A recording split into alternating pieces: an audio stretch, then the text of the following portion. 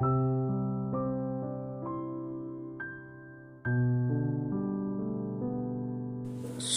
saya menanggapi masuk ke dalam tema yang lahir dari ucapan Islam itu arogan dari seseorang, kita harus memakai dua prinsip. Yang pertama, menurut saya ini tepat yang dikatakan Sayyidina Ali, undur makola walatandur mangkola. Pokoknya apa perkataannya, tidak peduli apa dia jadi Abu Janda, Abu Duda, Abu Bakar, Abu Lahab, Abu Rokok, segala macam, itu tidak penting. Yang penting adalah perkataannya, itu menjadi fokus kita. Itu satu ya. Nomor dua, di dalam menghadapi perkataan itu, yang saya tidak peduli dari siapa, ya, yang penting perkataannya bagaimana. Itu saya juga diikat oleh Tuhan. Tuhan mengatakan, janganlah kebencianmu kepada seseorang menjadikanmu berbuat tidak adil. Itu juga berarti janganlah kecintaanmu atau persahabatanmu atau kesevihaanmu dengan seseorang membuat kamu bersikap tidak adil kepada sesuatu hal yang benar. Nah, ini harus saya patuhi sehingga saya tidak ada satu kata, satu huruf yang saya biarkan tidak adil. Jadi ini siapapun yang ngomong saya tidak peduli, dan saya tidak akan mendasarkan apa yang saya omongkan berdasarkan saya suka atau tidak suka, benci atau tidak benci, gitu ya. Itu yang pertama. Nah, nomor dua, soal Islam itu arogan, agama yang arogan, gitu ya. Ya. Jadi kalau gitu kita mundur aja beberapa langkah. Yang dimaksud agama itu apa, yang dimaksud Islam itu apa, dan seterusnya, itu kan kayaknya kita semua sedunia ini perlu mundur satu dua langkah untuk pelajari kembali. Yang kamu maksud agama itu apa? Misalnya gini, kalau di Ma'iyah sangat sederhana. Kalau nasi kebuli, nasi uduk, nasi apapun itu kan bikinan manusia dari bahan yang bukan bikinan dia. Jadi nasi dari beras, beras dari padi. Nah, kalau beras masih ada partisipasi manusia, jadi padi digiling, ditutu menjadi beras, terus berasnya dimasak jadi nasi bermacam-macam. Tetapi yang kita lupa selama sekian abad dalam peradaban manusia itu adalah bahwa padi itu bukan bikinan manusia. Nah, padi itu bikinan Tuhan. Nah, terserah menurut Anda bukan bikinan Tuhan atau bikinan siapa pun terserah, tapi pokoknya bukan bikinan manusia. Nah, sekarang saya tanya, yang dimaksud agama itu padi apa nasi, kan gitu. Itu jadi kalau kita balik, padi apa nasi. Kalau dia nasi berarti sasaran tuduhan arogan tadi kan ke manusia. Tapi kalau itu yang dimaksud kalimat tadi adalah padi, berarti sasarannya adalah Tuhan, kan gitu. Nah, ini terserah, monggo. Kemudian arogan itu bisa muncul atau bisa teraplikasi oleh apa? Apakah nilai bisa arogan? Ataukah arogan itu harus sebuah makhluk, harus sebuah subjek? Misalnya manusia arogan. Bahkan binatang saja tidak bisa arogan. Tidak mungkin binatang itu arogan karena dia tidak punya konsep itu dan tidak ada sebab akibat biologis atau mekanisme akal yang membuat seekor binatang itu bisa bersikap rendah hati atau arogan. Jadi tidak berlaku kata arogan itu untuk selain manusia. Maka kalau Islam itu arogan, itu agak tidak masuk akal karena yang arogan mungkin Muslim bukan Islam, kan gitu. Nah, yang dimaksud ini apa? Muslimnya apa? Kalau Islamnya ya Islam bikinan Tuhan sama dengan padi tadi, ya berarti Tuhan yang arogan, kan gitu.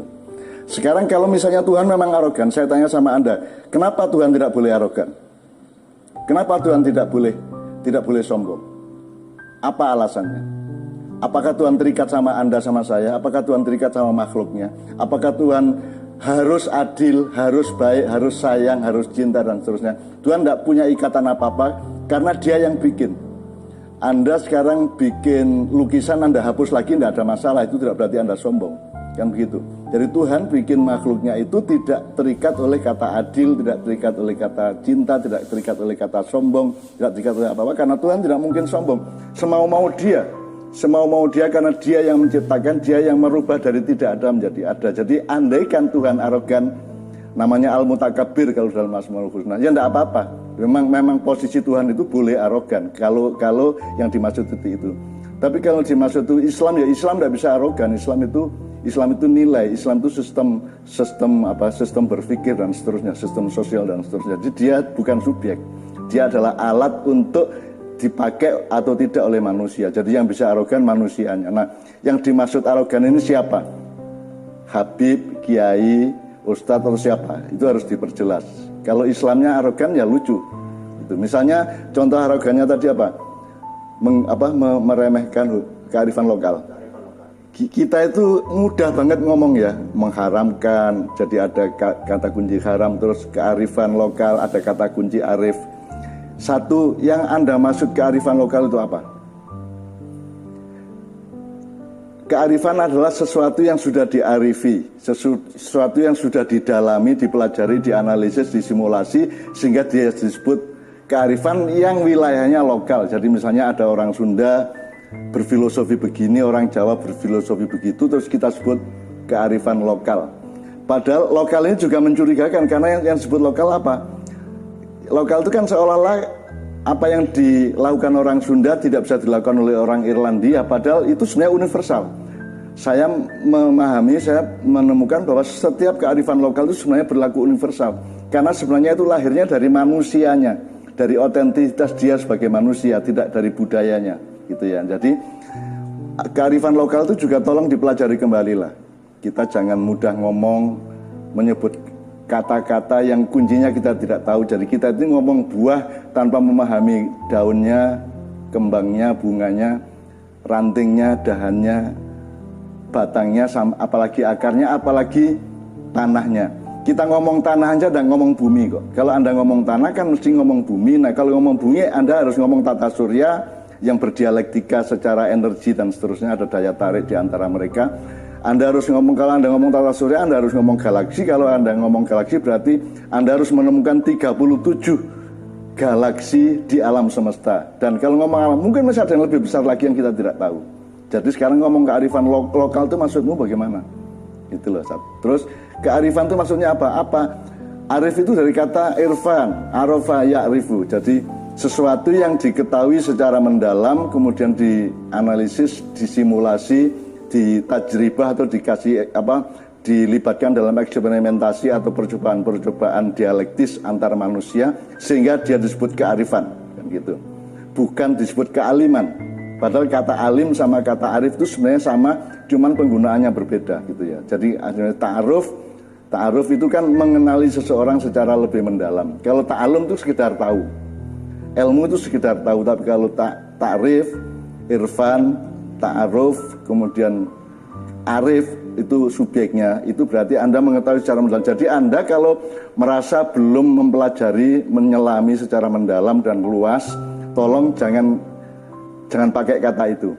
Karena kata kearifan lokal ini juga hasil dari ngawurnya manusia modern ya, untuk menyebut kata berdasarkan berdasarkan pengenalan dia yang sekilas-kilas terhadap Al-Quran, terhadap nilai-nilai yang dia dengarkan begitu. Nah, kearifan itu kan dari Quran, sama dengan Pancasila itu kan meminjam kata dari Al-Quran, ada 6 lah kira-kira gitu ya. Tapi kan tidak pernah dipelajari benar, tidak pernah dielaborasi benar kan itu.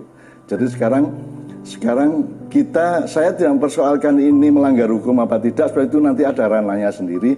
Saya tidak mempersoalkan ini menghina apa tidak, monggo, tapi pokoknya saya mengurusi apa yang kamu maksud kearifan lokal itu. Itu kok kearifan lokal, misalnya bahwa orang tua menyayangi anaknya terus digendong, dibedong waktu bayi, itu kan kearifan lokal. Dibedong, atau seorang anak mencium tangan ibunya, telapak tangan ibunya, itu kan juga kearifan lokal, padahal itu kan universal kan gitu. Jadi apa yang disebut kearifan lokal? Nah, makanya saya kira kalimat itu sebenarnya salah aransemen gitu ya. Mungkin yang dimaksud itu sesuatu yang spesifik, tetapi dia gebiah-uyah sehingga akhirnya menyakiti sangat banyak orang. Dan kalau kita sudah urusannya menyakiti banyak orang, kita harus menanggung akibatnya. Apakah akibat itu sekedar resiko sosial ataukah hukum negara? Monggo, saya persilakan Anda semua. Jadi kira-kira kita harus kembali mempelajari apa yang disebut agama, apalagi Islam. Jadi sekarang ini sedunia ini kan tidak jelas, yang disebut agama itu kan disamakan dengan penemuan sosial. Jadi misalnya ada agama Jawa, agama Sunda Wiwitan, ada agama macam-macam. Itu kan bukan bikinan Tuhan, tapi bikinan manusia. Tidak berarti jelek. Baik, tapi makomnya atau kepastian hakikinya dia bukan bikinan Tuhan. Nah, yang bikinan Tuhan harus ada metodologi untuk memverifikasi ini ayat Tuhan atau bukan, ini firman Tuhan atau bukan, kan harus ada metodologi untuk di luar soal dia percaya atau tidak percaya gitu ya. Jadi sekali lagi saya kira kita secara nasional harus mulai berpikir untuk berhati-hati ngomong, karena kita seringkali mengucapkan 10 kata yang mungkin 9 dari 10 kata itu tidak bisa kita pertanggungjawabkan secara epistemologis, secara harfiah, secara ma'nawiyah, bahkan secara historis gitu loh. Jadi saya tidak mengecam siapa-siapa, tapi sekarang kita lebih hati-hati ngomong, lebih waspada, karena Anda ini sudah dikepung COVID. Itu saya kira pelajaran nomor 1 adalah kewaspadaan. Kewaspadaan itu dalam bahasa Arab namanya takwa, waspada. Takwa itu hanya bisa dilakukan kalau Anda zikir. Jadi kalau orang Jawa mengatakan eling lan waspodo, itu bahasa Islamnya adzikru wat taqwa. Jadi Anda itu ingat supaya waspada, dan untuk supaya waspada Anda harus ingat. Jadi ingat dan waspada itu adalah seperti bola yang bergulir, bukan sesuatu yang linear lurus ke depan, tapi itu selalu dinamis, berputar. Anda tidak bisa waspada kalau tidak ingat, Anda tidak bisa ingat kalau tidak waspada. Sedemikian rupalah. Mudah-mudahan semua yang terlibat dalam kasus atau dalam urusan miskomunikasi mengenai Islam agama arogan itu, mudah-mudahan bareng-bareng untuk dari dirinya masing-masing menjalankan secara dinamis sikap adzikru wat taqwa, eling lan waspodo.